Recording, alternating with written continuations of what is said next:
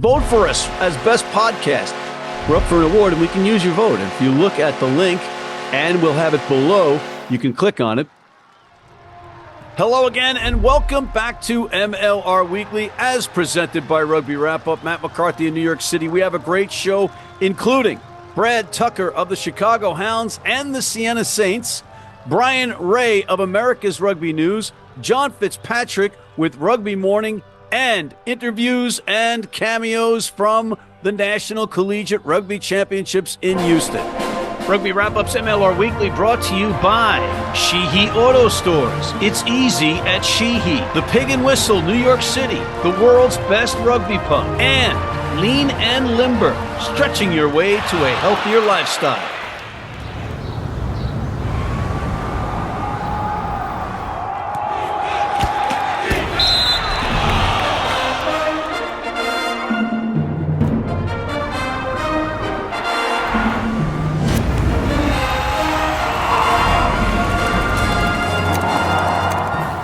Let's start with the NCR Championships in Houston.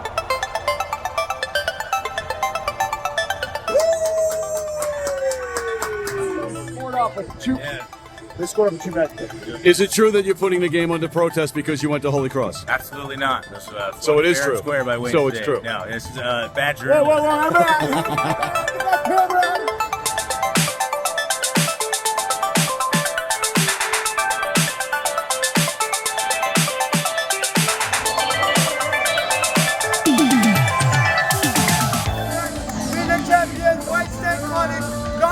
Never gonna be anybody else, just us. Thank you.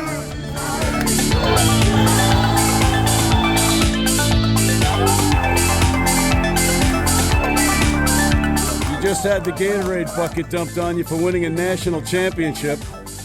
That I don't mind at all. You going to Disneyland or what's next? I'll keep that to myself where I'm going. So what an epic battle. Yeah, what that an was a epic great game, match. huh? Yeah, fought back, stuck in there, kept composure, took our opportunities when we can get them, didn't panic. Great game, great season, great coaching staff, tremendous game. Eddie O'Sullivan, international coach of Ireland. You've been around the American landscape for a while, lending your expertise while still even being over in Ireland. You've seen how the game has changed and actually grown a little bit here in the United States. Are you surprised by an event of this magnitude? Well, for me, the standard is so high now at collegiate level. I mean, it's just the quality of the players, the quality of the skill, the quality of the game, and then the physicality is right up there. So it's an extraordinarily high standard for collegiate rugby, where these guys at the end, they are amateurs, they're juggling their studies, they're juggling their life, and they throw so much on the field every week, and the standard for me is outstanding. I really enjoy it, and I take my hat off to the team. To me, it's a big step forward for American rugby. These are the future players for the US, so hopefully it just keeps on going. The last minute and a half had to be torture when they were going for the review to find out whether you were going to be down a player. And do you have any fingernails left? What was that like?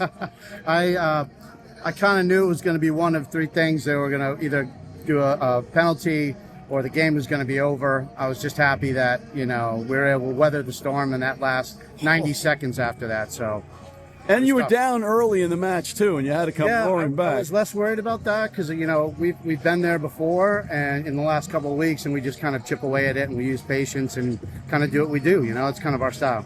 So were you already strategizing for extra time? No. I don't even want to think about that. Yeah.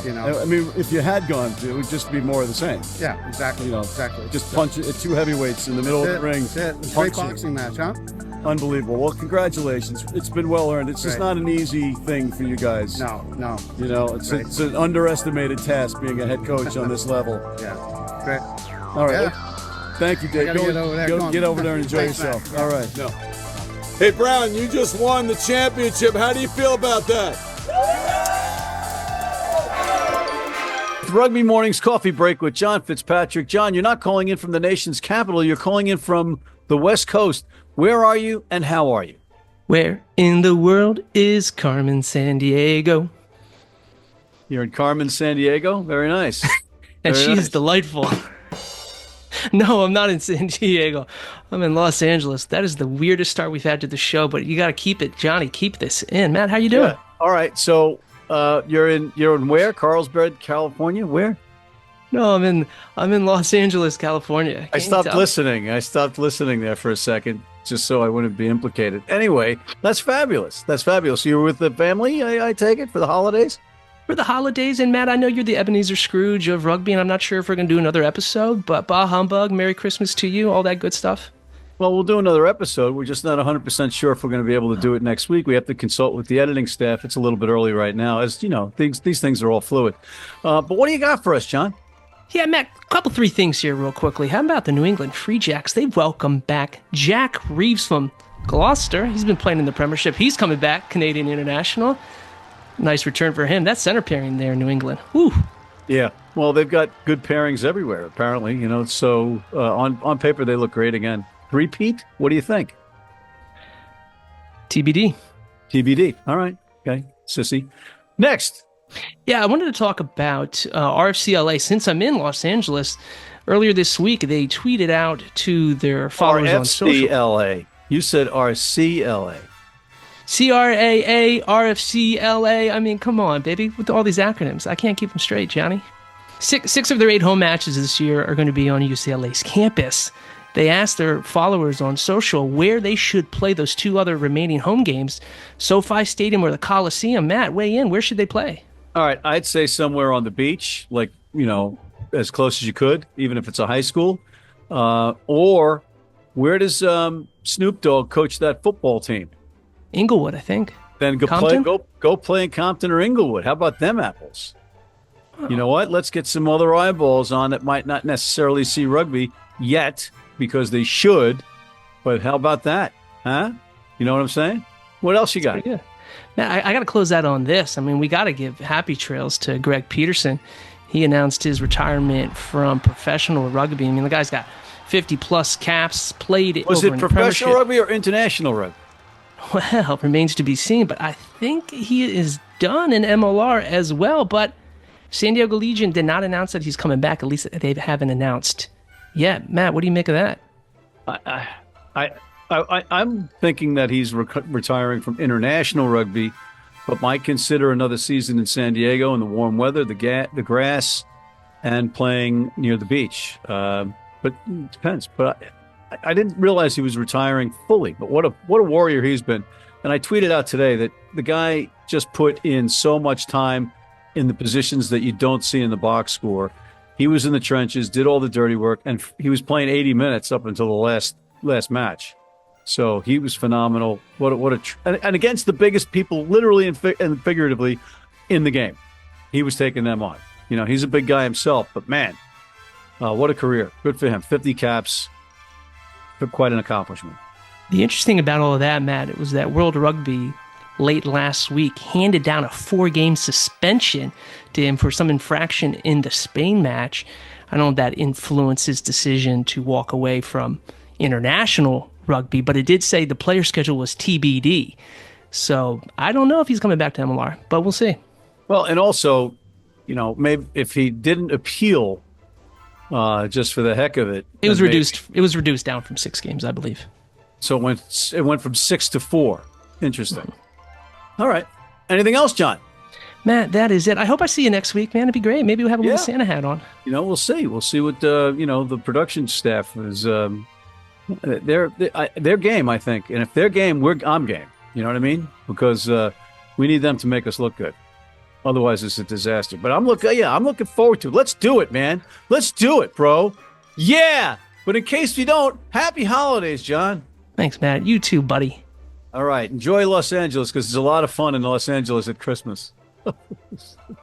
Stupid. All right. We'll be right back after this. Digs like a demented mole there. How you doing? I'm Jim Hamilton. I'm at the Pig and Whistle. I'm at the famous Pig and Whistle. Look, I've come. I've got my rucksack on. I'm a well-known man around the world as one of the best rugby players to have ever played the game. No, I'm not. It's a lie. But we've got Paul O'Connell's montage on the wall. I've heard a lot about this place, and I'm here. Make sure, though, that you come here, but you also tune in to Rugby Wrap-Up. Need a great price on a new vehicle? Sheehy makes it easy. Easy Price shows you our lowest prices on the Mid-Atlantic's largest selection. Find your best price online or at any of our 31 dealerships. It's easy at Sheehy. Sheehy.com. If you're in New York City and want to watch some great rugby, have some great food, and some great times, go to the world's best rugby pub, the Pig and Whistle on West 36th Street.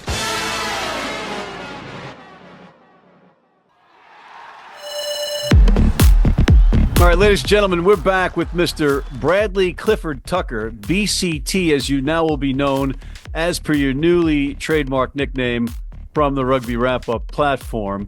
Welcome to MLR Weekly, BCT. No, thanks for having me, mate. Great to catch up. It was awesome to see you down at the NCR Championship and catch up there. Been a while between drinks since I sort of left New York. BCT, that's correct. We did rekindle our bromance in Houston at the National Collegiate Rugby Championships. More on that in a moment. I just want to get out some stuff, shed some light on you for the peeps that may not know you. You come from a rugby mad family.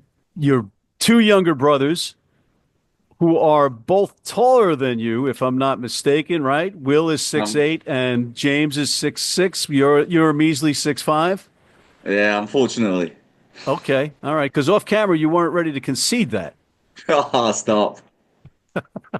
See, I told the title of this thing is Destroying Brad Tucker, ladies and gentlemen. That's he willingly came on a Zoom call that was named Destroying Brad Tucker, or BCT, if you will.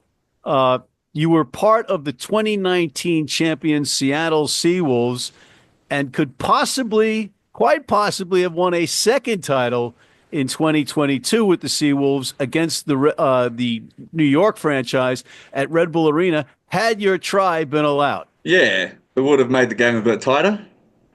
Yeah, that's a diplomatic answer. You had absolutely a different answer in the pub about that. A lot of expletives being thrown around, ham-fisted slams on the table, glasses flying everywhere, ladies and gentlemen. That's not true, but we can imagine it was. No, but come on.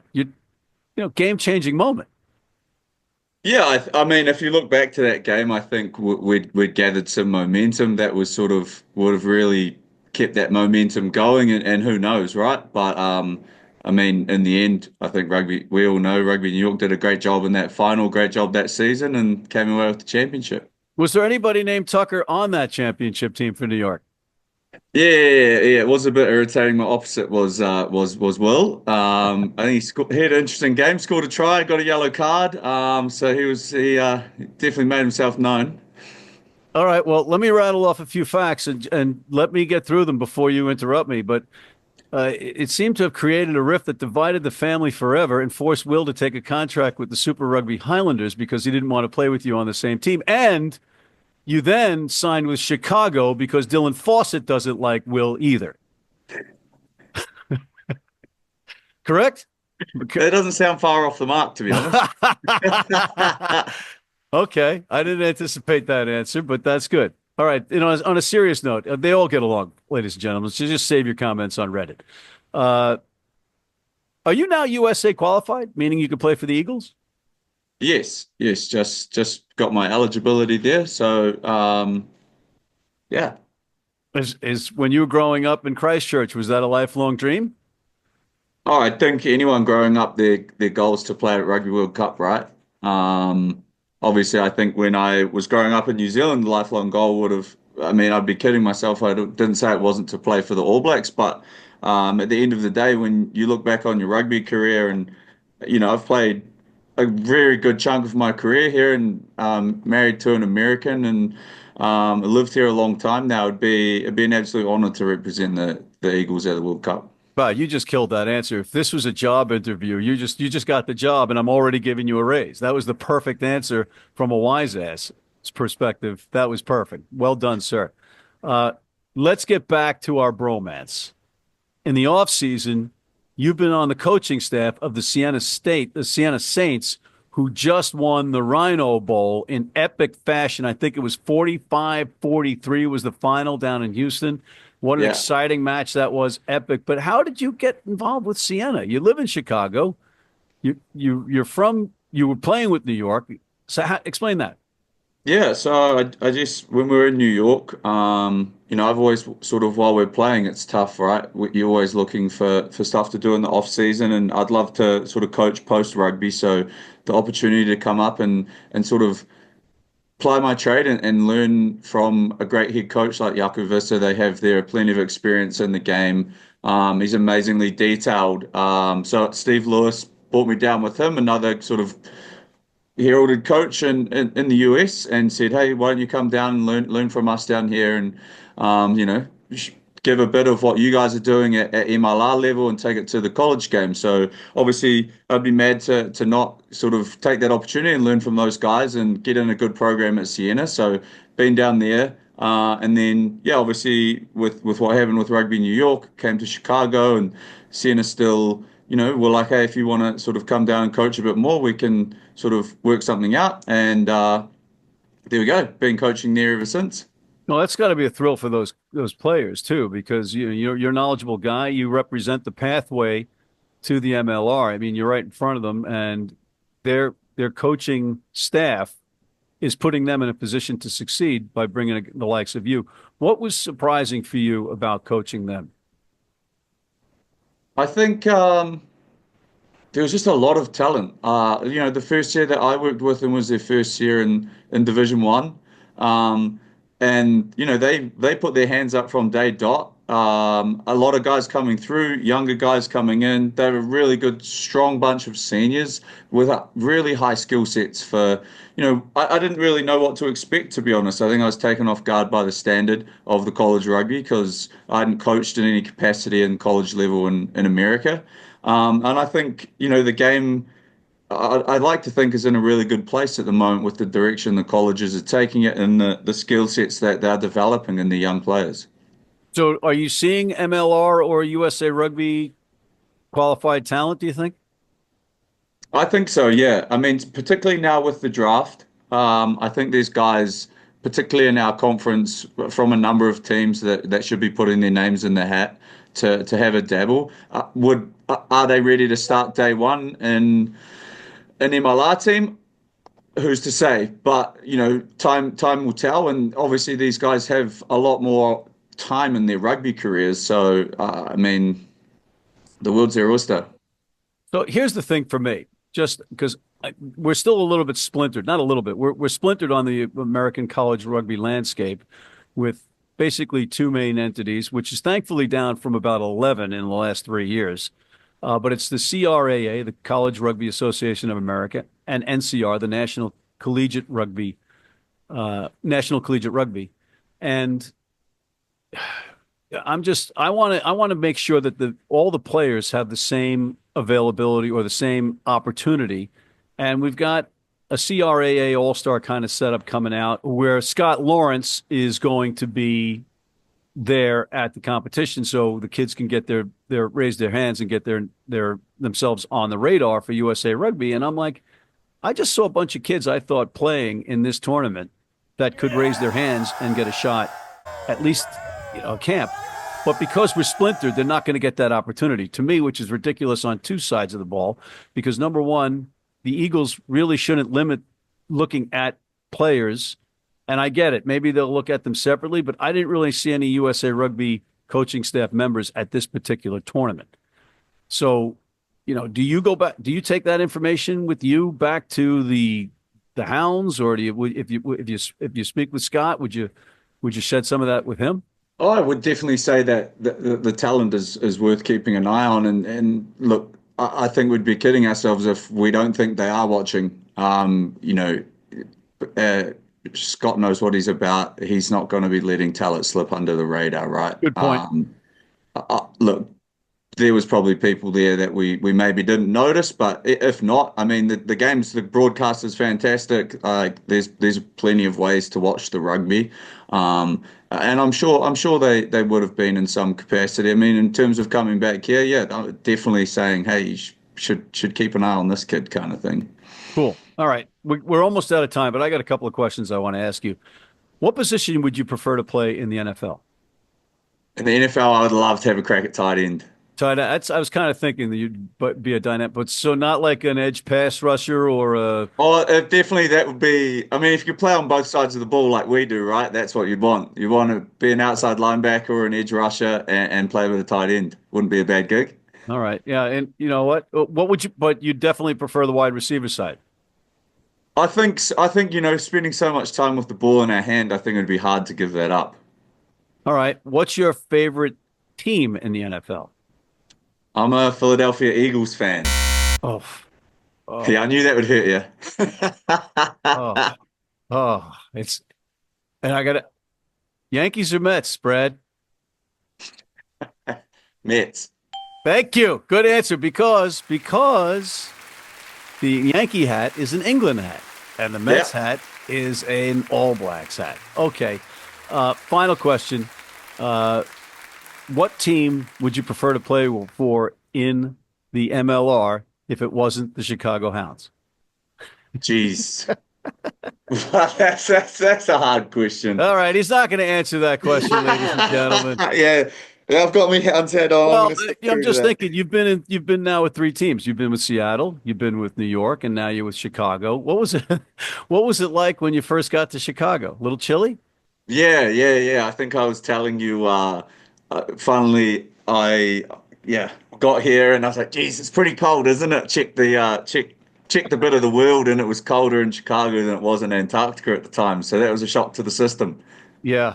Yeah, it'll do that. It's got that lake effect. But the plus side of that lake is it's clean enough to swim in while you're right in downtown. That's amazing. Well, it's gorgeous in summer. It's unbelievable. I can't say enough good things about it. Yeah, and good people in Chicago, and you got a good franchise there, and you got one of my favorite people, the Butcher, there to keep you honest, right? Yeah, he's a great man. They should catch him for a coffee very soon. So I'll make sure I say hello for you. All right, definitely. On that note, I want to thank Mr. Brad Tucker of the Chicago Hounds. Thank you, sir, for coming on MLR Weekly. Thanks, mate. It's been a pleasure. Always great to catch up. Hope we can do it again soon. Me too. All right, we'll be right back with Bryan Ray of America's Rugby News after this. I wouldn't like to be at the bottom of that.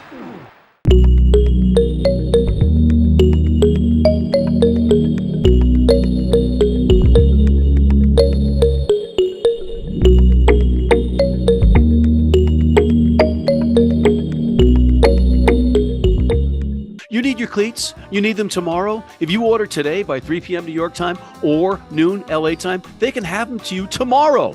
Young, old, male, female, if you're playing on turf, if you're playing on grass, if you're playing in the rain, you're playing in the heat, they've got you covered. RugbyNow.com. Go there now.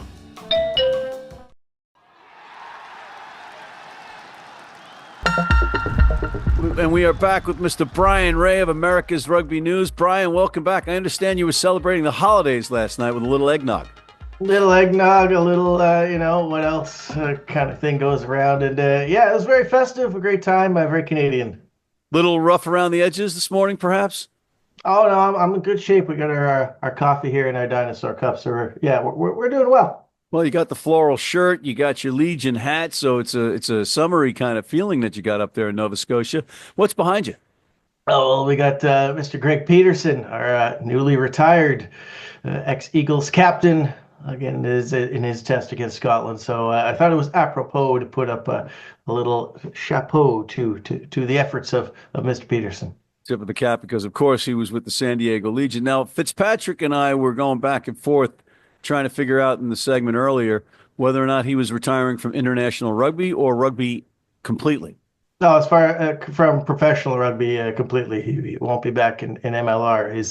He's hanging up the boots. So, I think not entirely unexpected. I mean, there'd been whispers of this for a little while, but at the same time, I know some people wanted him to stick around for another year for the qualifiers, obviously for Eagles' sakes. But it seems like it's a short time, but at the same time, we're not the ones putting our bodies on the line. Oh against yeah, and he's not on the wing. Monsters, right? Yeah. So, it's up to him to decide whether his body is up to it and whether his mind is up to it too. That's a grind, even if it is a few months. So, he thinks it's the right time, and fair play to him. So he goes out on his own terms, and I think that's for any professional player, that's the most you can ask for. And he goes out on a winning streak as the captain of the nation's team. Yeah. So and this is and kind of 2 years in a row we've seen this. We saw Nate Brinkley leading the team, of course, to that La Vila Cup in Spain, signing off in style, and now Greg Peterson. Maybe he was inspired or something. Those two great second rows.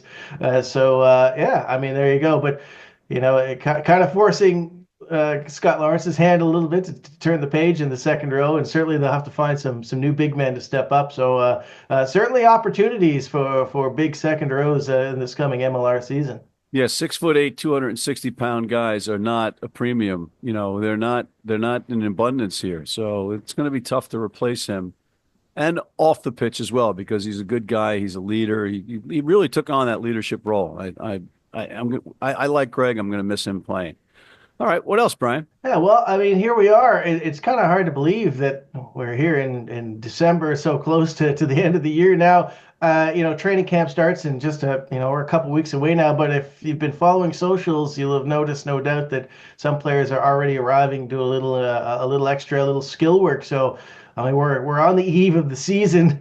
Still a few more players to come out, which is a little frustrating at times, I'm sure, for fans. But looking across the board, it's going to be another very, very competitive season. It's hard to pick anybody really, running away with it in the West. I don't think, and in the East, gotta love my Free Jacks, but every game is going to be competitive. We still haven't seen the anthem, any of their players really revealed formally, even though they've been kind of trickling them out informally. But rest assured, they're going to be a much tougher side. So, I just think it's going to be a really exciting year for MLR, and we're almost there. All right, Brian, before we let you go, what's going on in your neck of the woods? Is there any more rumors about Toronto? Is there any professional league? What's going on up there? Well, the wheels are kind of churning again, and a little bit more earnestly with, of course, we had the news of the change of head coach for the men's program, and it seems to be spurring on a movement to kind of revive the amateur scene in Canada that's kind of fallen a bit flat. So that we used to have the old CRC, Canadian Rugby Championship, where it was 4 regional teams, the top amateur players all coming together, and there's a push to kind of revive something at least very close. The Atlantic Privateers are really leading this charge at the moment. We saw them playing some MLR Academy sides last year. They've announced that they intend to do that again, but they really want to establish this regional competition again. So they're hoping to it's not going to be formalized, I don't think, for the coming year, but it looks like 2026 we might have the return of some kind of feeder league. It would kind of be for MLR, which would be exciting for all Canadian players. It would focus on the youth. They're looking at primarily under 23, so that would be a really ideal thing to build, start to get Canadian rugby back on the right foot and give the amateur pathway at least a definitive place to go. All right. Well, Brian, we're running out of time. Any final thoughts that you wanted to throw out there? Here we are, folks. We're almost there. It's going to be, this next month or so is going to go by super quickly, as it always does. So, I hope you've got some MLR jerseys on your Christmas list. And hey, if you happen to have a couple extras, send me a text and send them in the mail and send them my way up in the north. All right. Well, thank you, Mr. Brian Ray of America's Rugby News. Thanks to John Fitzpatrick of Rugby Morning, Brad Tucker of the Chicago Hounds and Sienna Saints. And thanks to all the folks down at the NCR Championships in Houston for a spectacular time. And thank you for tuning in. Please check out our other shows, including the critically acclaimed The Rugby Odds. Hit that subscribe button on YouTube. Tell your friends about us. Join our weekly newsletter. It won't kill you. And please sign up for our American Red Cross blood donor team.